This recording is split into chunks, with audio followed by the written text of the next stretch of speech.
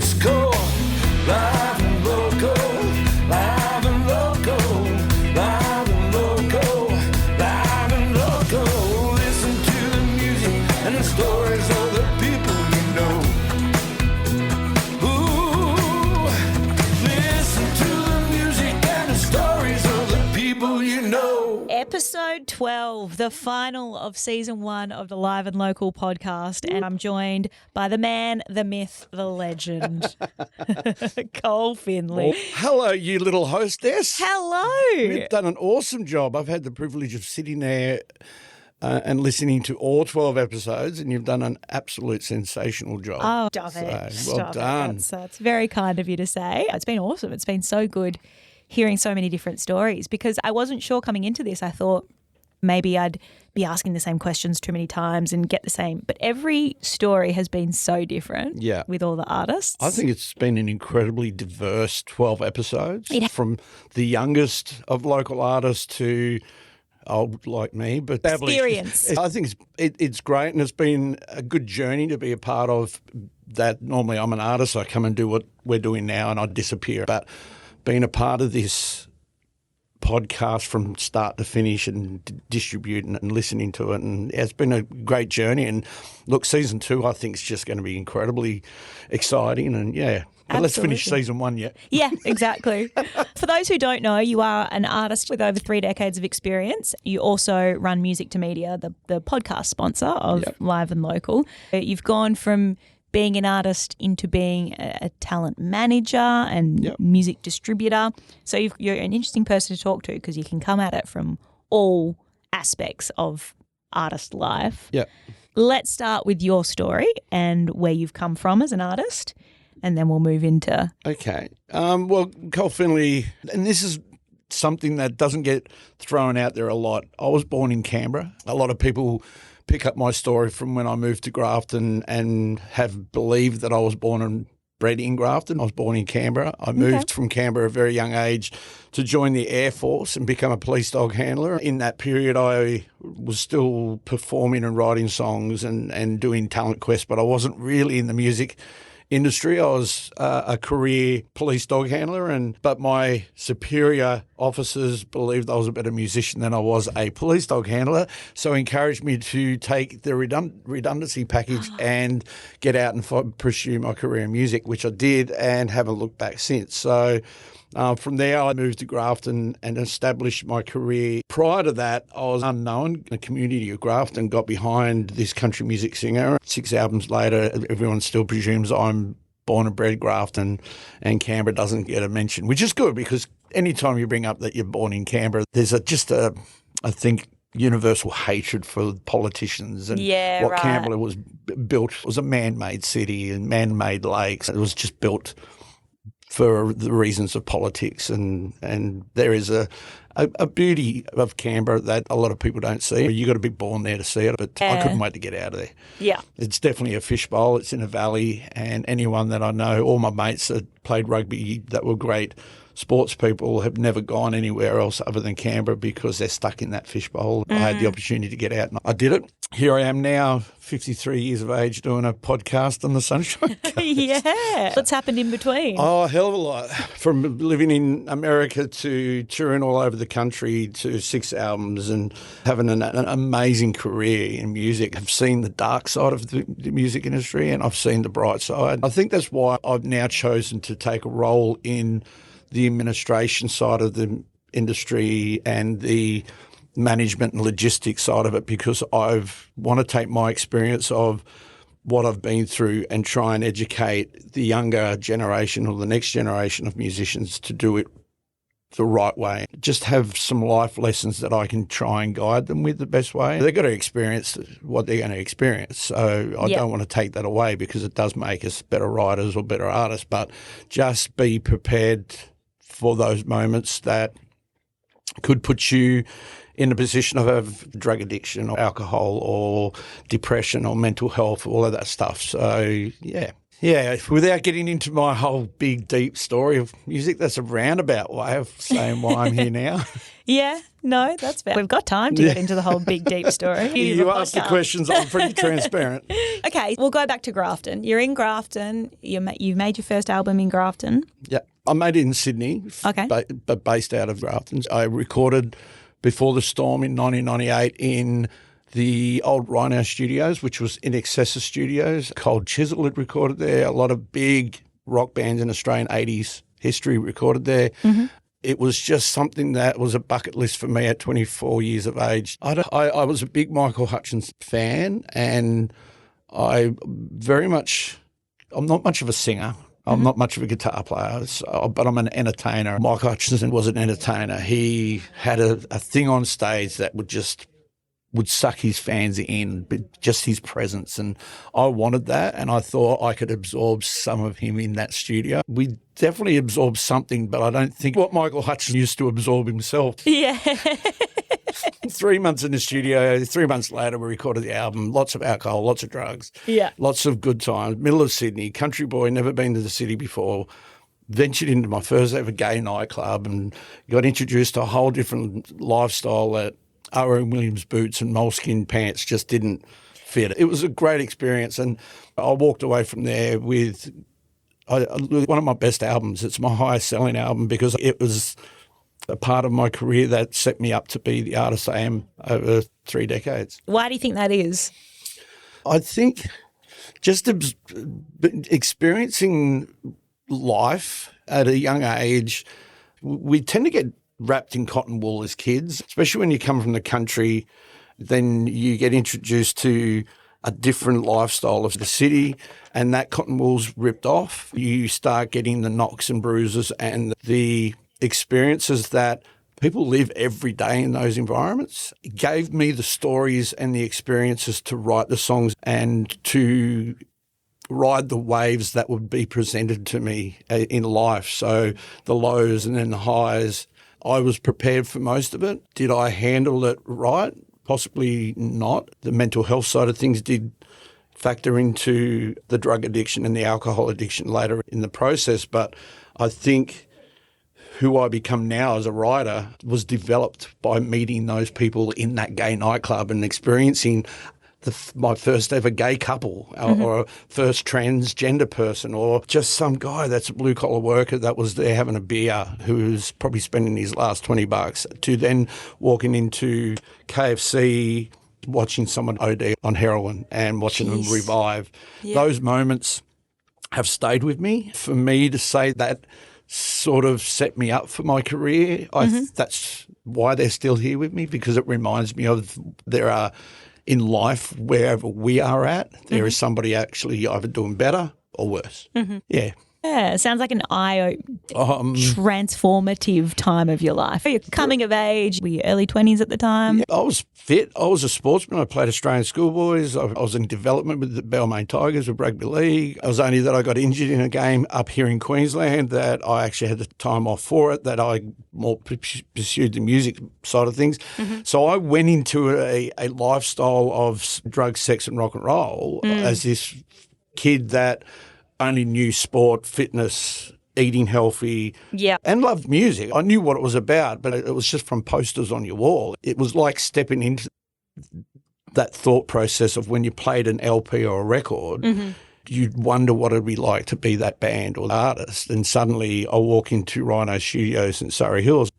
I'm surrounded by that energy and that lifestyle, going to venues, playing festivals, doing gigs in places I would never thought country music would ever play, like middle of King's Cross, in venues that we suited it because we were a country rock band. We had sax. We were different. Yeah. But, yeah, it was definitely an experienced person. That is probably why I really want to educate the next generation, because I was a little bit naive and probably dove headfirst into the pool and went, yes, oh my God, backstroking. Yeah. Instead, I dove headfirst, and I don't regret an ounce of what I've done in my career. There are things I wish I could do again, and there are moments that I missed with certain people that I wish I could get back, but I don't regret the choices I've made. I've learnt those lessons, and I can tell my story now that will help people make better and wiser decisions. Is there anything in particular that springs to mind when you say things you wish you could do differently? I think there was a lot of arrogance about me as I progressed in my career because I'd made a lot of choices myself. I don't have management. I'm independent. I recorded all my albums with my own money. I probably could have bought 2 or 3 homes with the amount of money I spent on making an album. I spent 120 grand on one album out of my own money. I don't regret doing that, but I regret the attitude that come from that power. It's not power, but it's the perception of thinking that you're better than other people or artists or you don't need their help. And I know at that time it was an album called My Place. I had 2 major #1 hits on the album. I toured the States for 3 years with that album. I was writing songs with some of the incredible writers in Nashville and living back and forth from Nashville and Australia. I was coming back to Australia and I loved my fans. Not once did I ever treat my fans bad, but I always treated a lot of the industry with a bit of contempt, I suppose you would say. I just didn't trust them. If I would have just stopped and opened that door, I probably could have taken my career to a whole new level. I did things that didn't involve the industry that were big decisions, that were like landing in the middle of Tamworth Country Music Festival in a chopper at a celebrity baseball game, and you're landing in amongst all the major country music artists in Australia, and I'm this independent guy in this. To land that chopper was $100 and something thousand donated to me to do it because there was companies behind it. Right. But I'm landing there and taking the media attention away from people like Lee Kernaghan and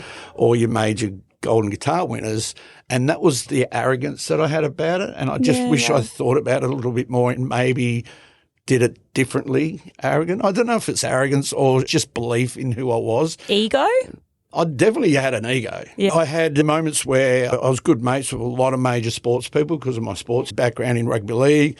Neil Bates, who was the world champion rally driver, he gave me his $300,000 rally car to drive down the main street of Tamworth during the cavalcade. Little things like that where we didn't just park it in the back, we actually put it right at the front of the cavalcade in front of all of that year's golden guitar winners. Yeah. And I've never won a golden guitar, and people go, how come you haven't won a golden guitar and you've had all this success?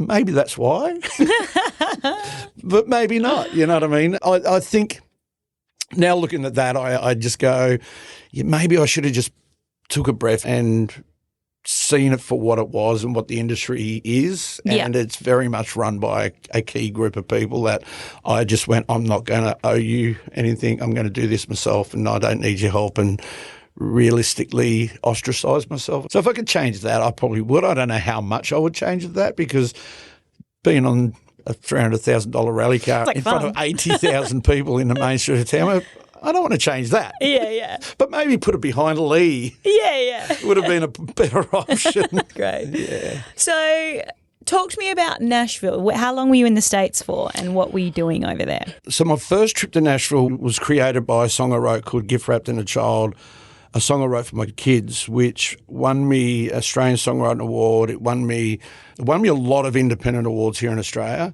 but then it also won me the BMI Songwriter of the Year in Nashville, which was in 2001. Part of that prize was flying over to Nashville and I had to perform, and I had all of this stuff in line, and then 9/11 happened in 2000. Things changed, so the whole demographic of security and all of that, so they had to change the process of me going over as an Australian performer, and the security was different. They actually flew me into LA as the first international flight on 9/11 1 year after, and I performed at Anaheim Stadium as the memorial concert there to 120,000 people. So that was my that gig. Because I won the BMI, so Right. BMI record label, and through Nashville, and because I was an international artist, they thought they would work it in through the Australian, I think it was called back then, was part of the key linking of anyone that was going to work in Nashville or work in TV. Austrade was the company now Sounds Australia, and there's a few other big companies that actually handle those showcases and stuff like that. But it was just because I think I won the award and this all happened, and they wanted to get that connection between international and America's relationship, Right. bound by having artists like myself. I presume they had other Australians and other internationals playing around the country. And because I was flying to LA, they just went, you play at this one, and whoever's Yeah, coming into right. New York or whatever. And they had all their memorial concerts. So to express how it felt to play it, I still to this day, I left my guitar on the conveyor belt so I've landed, I went through, this is my first time in America, never flown, hate flying for a start. So on a plane for, 12 hours or more. So basically land LA, go through customs, straight outside, because they said, you've got to get out, there'll be a car waiting for you, got in the car and you'll be taken straight to the stadium, put in your thing, wired up, walk on stage, perform, and then dropped off at your accommodation. So I did that. Mm-hmm. The sirens have gone off in LA airport. They've shut it down, locked it down. I'm out the front going, oh, shit, my guitar. So I've tried to go back in where I've come out, which you can't do. Yeah. And security's come up and I've gone, I think my guitar is going around the conveyor belt. So now I've got taken into security.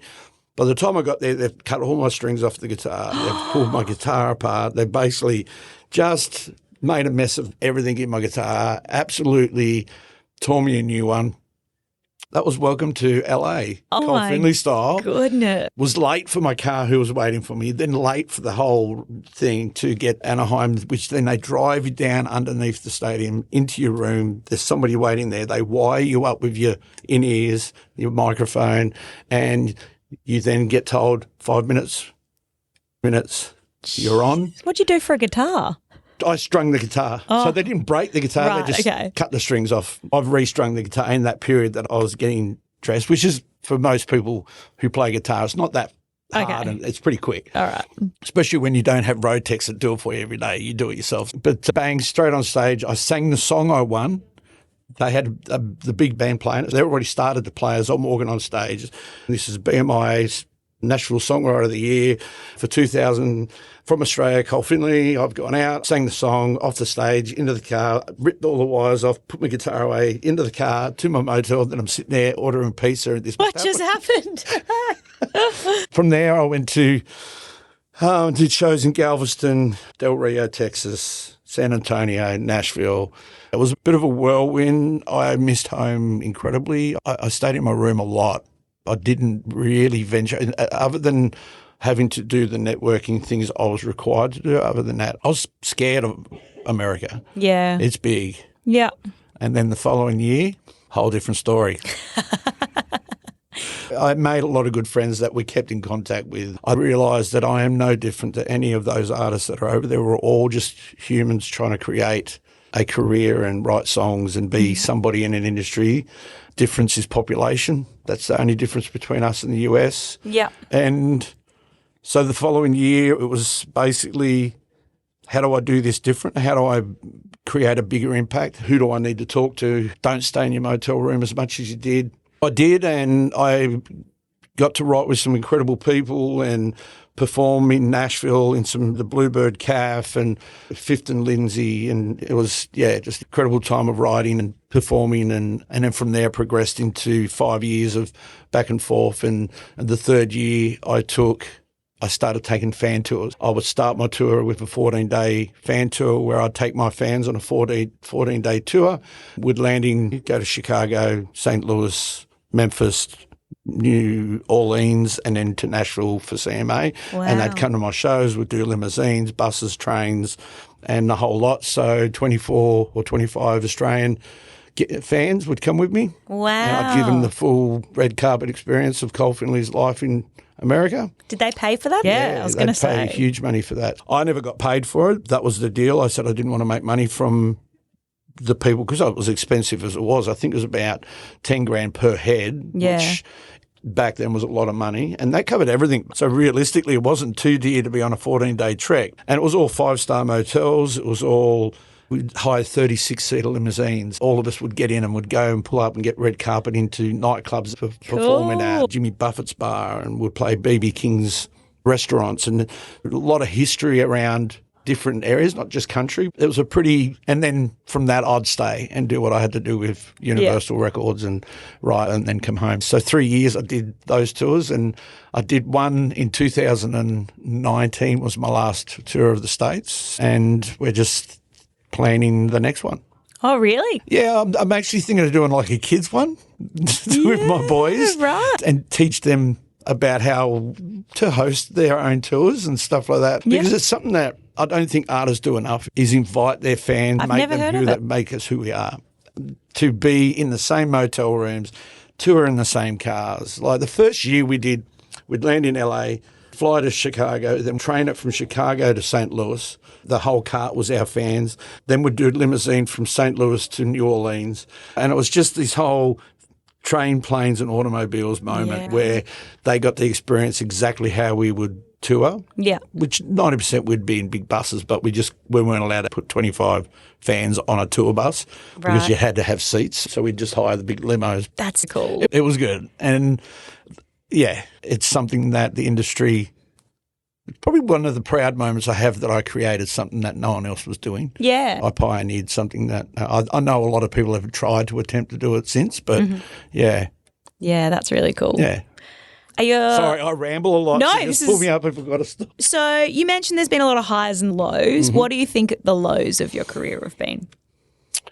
Realising mental health now is something we talk about a lot, and in all facets of life, mental health is something that, and I'm really happy that it is a subject that is brought up a lot around homes, kids, businesses and the music industry. Back in the earlier parts of my career, it wasn't something that we would acknowledge that our career could create those feelings and emotions. From the first album, Before the Storm, that was recorded in such a great atmosphere and great things come from it, a lot of bad things come from it. When you put your whole life and energy into creating an album or writing those songs, every word you write into a song, the melody and those lyrics is a piece of what we are, or a piece of who you've met and people you've integrated with. Every album you do is a moment in your life that you're handing over to the people. I've created 6 albums,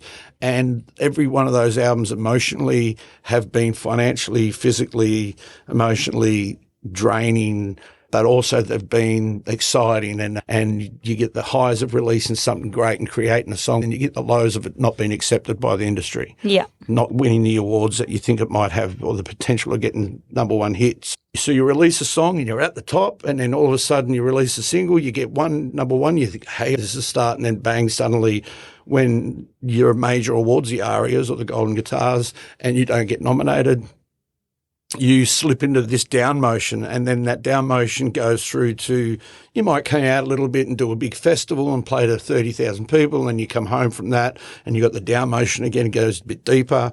And sadly, I chose to drink, start smoking pot, started doing things to help with those down moments, to keep me on a even playing field, keep me creative, keep me from just laying around depressed. And then the drugs got harder. The alcohol got more, because the deeper I fell into that hole and the deeper I would, there's no regret, but it's, you put so much into the albums that you expect so much from them and so much from the industry to give back to you. And it doesn't take much for someone in the industry to go, that's a great album. But there were people in the industry who just went, that album sucks, Col.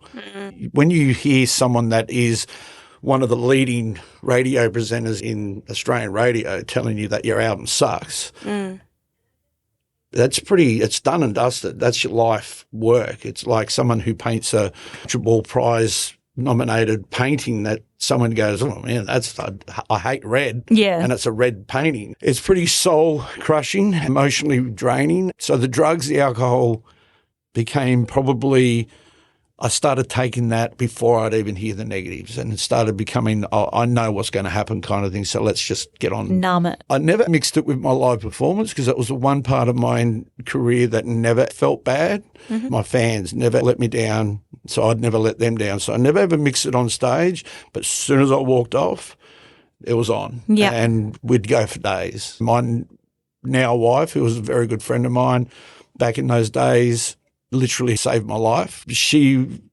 I'd say, oh, pick me up after the gig. We finish at 12 and she'd wait out the front and I wouldn't come out. It'd be 1 o'clock. She'd come in and go, what are you doing? I'd say, oh, I'm not coming home. So she'd end up going home. I'm quite blessed that she ended up marrying me because that was who I was, because I'd just end up partying for days on end and then rotate into the next gig, the next tour or the next festival. And if we weren't partying, we're sleeping or performing until the day that me and Nell did get serious, and and I still had a problem. She still lived with the fact of me having that problem and was my partner, and come home one day and found me OD'd on the floor. Rushed me, called the ambulance, rushed me into hospital.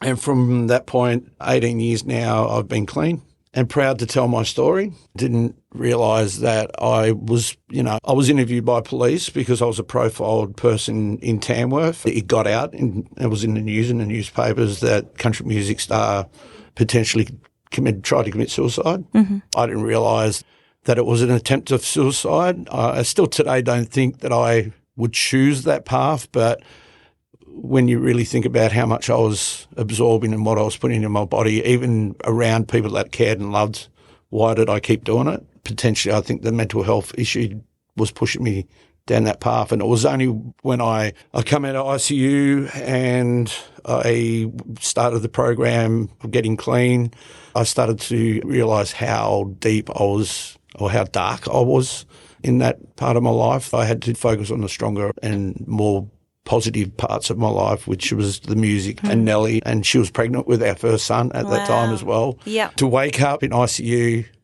and see your pregnant partner standing there who thought I was dead, saying her goodbyes, to me, they flush your system, so you basically come out sober. It was the biggest reality check and the best thing that ever happened in my life, that one, she forgot the credit card and had to come home and found me, or I would have been dead. Waking up and seeing the reality of what I should be focusing on, the positives of the people that love you and care about, and then the music and my fans. It's pretty emotional. It is. That's an incredible story. Thank you. And so from that moment, did you approach life differently? Did you address your mental health in a different way? Yeah, it was crazy. There was the whole process that started because of my profile and because I OD'd on a drug that actually there was 5 other people in ICU at the same time that OD'd on the same drug that was purchased by the same dealer. They wanted that dealer. So the process for me was a bit blurry. I had to go to psychologist, psychiatrist, all of that stuff. They wanted to put me on more drugs to help with the drug addiction. And I'm like, I can't take more drugs. And basically we went home from hospital, both me and Nell went through the whole house, and anything that had codeine or any addictive substance, we both together vowed that would be the last time that would be ever in the presence of us and our family and our friends. We did. We got rid of it, and it has been that way since. That was the biggest step, to acknowledge the fact I had a problem. Yeah. Second was to admit that I actually was dealing with a mental health issue, and then how do we deal with the process? But because of the investigation with the police, I was being interrogated for about a month. I thought that the guy that was dealing with drugs was my friend. When it's amazing when you become clean that all your friends you have when you're on drugs aren't really your friends. They're associates bound by the same purposes, which is drugs. Yeah. Either they're selling it or they're using it with you. I lost a lot of people in the music industry that I thought were my friends in the music industry. And so there was a lot of this people that I would need to see because of my mental health issues that I wanted to talk to that wiped me. Because the thing is, everyone would go to Col's place to party. Yeah. Because I would spend my last $100 on a bag of Coke or whatever we would get. So a lot of musos don't have that money. I was a profiled act, was making good money, and I was basically the party house. So when that party house stopped, our friendship stopped. So I had to deal with that isolation, which then dented my ego, dented my mental health, dented the whole lot. But what it did was it woke me up to the reality of what this industry was built on. And it was very false and unrealistic. So I had to change my view of where I was, perspective of what my career was based on. And so my songs started becoming more about me and my mental health issues, about life. I then started to do development courses and how to teach people to deal with mental health and how I'm going to deal with it, and do it without having to take drugs. Sadly, with mental health, the first option is to take drugs to combat the way we feel, instead of trying to find ways that naturally make us feel better, and try not to get on the drugs that bring you down or lift you up. And I have done that. Yeah, I like having a drink, but I drink. But I don't drink Monday to Friday. Because on my 50th birthday, I got given that much alcohol. Don't you guys realise I was an alcoholic? Yeah. I've got bottles there. Like, I'm 53 now, so 3 years I've had these bottles of alcohol, like litre bottles of bourbon and rum, just sitting in a cabinet that's waiting for one day that I'll throw a party and I don't have to buy the grog. So maybe my 60th I'll invite you all to it. But yeah. Oh, good on you. That's awesome. And now you've moved on into the phase of your life while you're still performing and you still are an artist. Now you're focusing a lot of your time on mentoring other up-and-coming artists. How's that been? That's transition. I think I'm excited about it. The point that made me realise that I had to take this step in this direction was Gympie Muster 2019. I always spoke about my mental health, and I've always been honest about where I've been. But it was the first time I walked on a main stage in front of 30,000 people at Gympie Muster. We'd just watched the movie Star is Born, which Bradley Cooper, not really good with names, That's all right. but Bradley Cooper, same headspace. Even though his character portrays a much bigger artist, we were both very similar headspace and lifestyle, and both were in love with another amazing artist. So it really resonated with my life with Nell and made me realise that I needed to tell our story of how she saved my life. She probably woke me up before I become the character Bradley Cooper was playing, hanging in the garage. So I got the band secretly to learn the song, and I knew Nell knew it. She'd sing it all the time at home. And I got the band to learn it, and we walked out on stage and we did it first part of our show, and I walked out on stage and the band started playing it. I've started telling my story from scratch and how she saved my life. It probably took up half my set, but it didn't matter. I had a message to say. I brought Nell out. We sang the song. It went viral. From that point, I've got Nell out. We've sang Shallow. Emotionally, we're both on the stage, we're crying. Out in the crowd, they're all crying. You watch the videos back and the cameras go from the stage to the crowd, and there's just guys, big burly men bawling their eyes out. And it was when I went back to sign autographs and I had these people turn up and say to me, "Thank you. I think you've just saved my life. Jeez. Thank you for telling your story." From that point, it was probably the pivotal point of me choosing to then create an avenue for people to talk about it. Why I still perform now is, if that's my way of spreading my message, getting the conversation started is the first step in saving lives. People realising they've got an issue to talk about and then getting them to talk about it. So the mentoring side of things, it truly is about the mental health of young artists.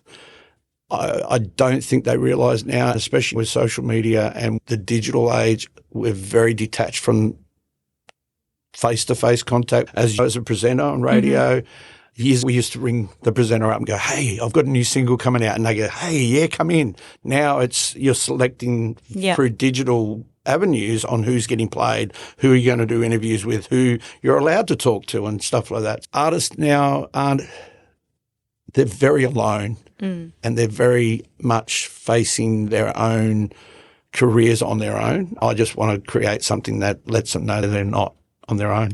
And if they're feeling the way I felt, recognise it and do something about it.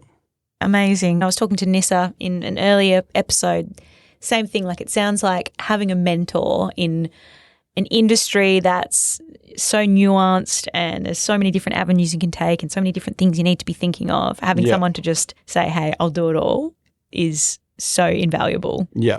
It is. And I'm 53 in an age of music that is, I never thought 24 years ago that I'd be sitting on front of a computer releasing music or using AI to help me write. It's crazy, but I'm learning every day so I can talk to these young artists in a way that they know how to be talked to. Yeah. Because I think it's my mission to do that. I don't think I'm trying to create or pioneer anything new.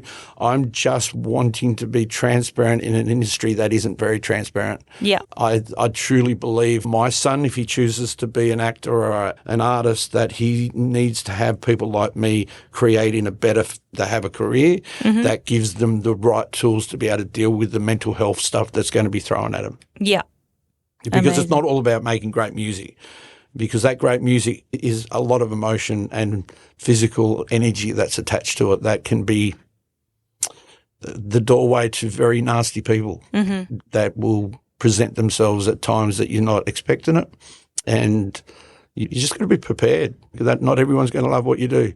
My 13-year-old son, he's a big kid, great rugby player, and all of a sudden comes home and says, Dad, someone called me fat. And I've got to try and help him deal with that word. It's just a word. Yeah. It doesn't make you who you are, but words are powerful. So if I can create the right platform and give the next generation tools to be able to deal with those kind of people and those words, then I think it's a legacy I would be proud to leave behind. If your needs mentoring and help in the music industry, Col and Music to Media are the place to go. Yeah, and Lifeline and Beyond Blue, please use those services that are out there. They are good people there to help you and hear your story. I know the scariest part is being honest. They're there for you to be honest. So take advantage and please reach out. I'm not hard to find on social media. I've helped a lot of people that I didn't know that have just reached out. Col, this has been a very insightful chat, but we do like to finish these episodes on a song. Do we have to? What are you going to be performing for us? I'll grab my guitar. Do a song that is exactly down that line. It's a song I wrote called Rich with Friends. And I wrote this one probably in that period of the dark motion when I basically was getting clean and learning the new Col and the new environment that was around me and learning that the friends I thought I had, I didn't. I felt alone on the edge of the decision of moving forward and choosing life over other options. It's not about money. It's not about material things. Life isn't everything about any of that. You've got to look at the people that are truly around you that give you that warmth and comfort and support that isn't bound by financial or material side of things. So I wrote this song purely about saying thanks to those friends that got me through that dark time and understand that I was broke because I spent so much money on shit I didn't need. I realised that I was really lonely when I had all that stuff. Anyway, this is Rich with Friends.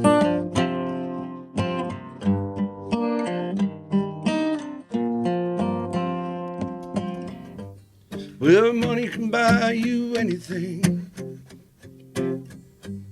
even a house, oh, lots of great things, even status in society, measured by the wedding ring she wears. There's something that money can't buy. Ooh, Lord, it comes from deep inside.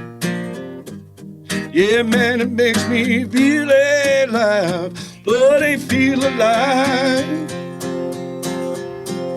Because I'm rich with friends. I'm gonna live my life until the end. Because I'm rich like a king. Because I'm rich with friends.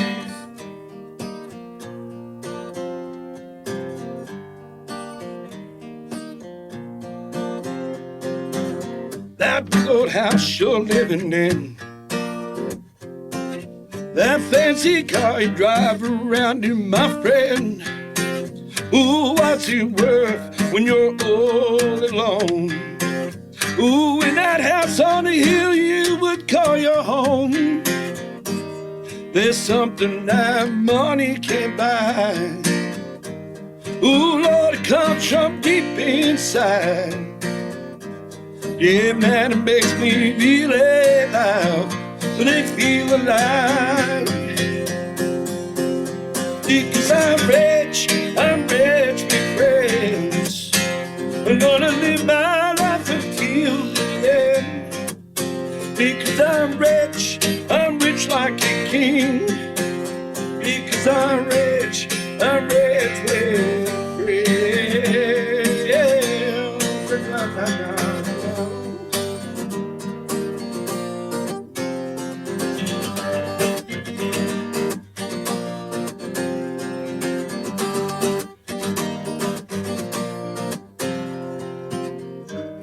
There's something that money can't buy. Ooh, Lord, it comes from deep inside. Yeah, man, it makes me feel alive. Well, I feel alive. Because I'm rich with friends. I'm gonna live my life until the end. Because I'm rich like a king. Because I'm rich with friends.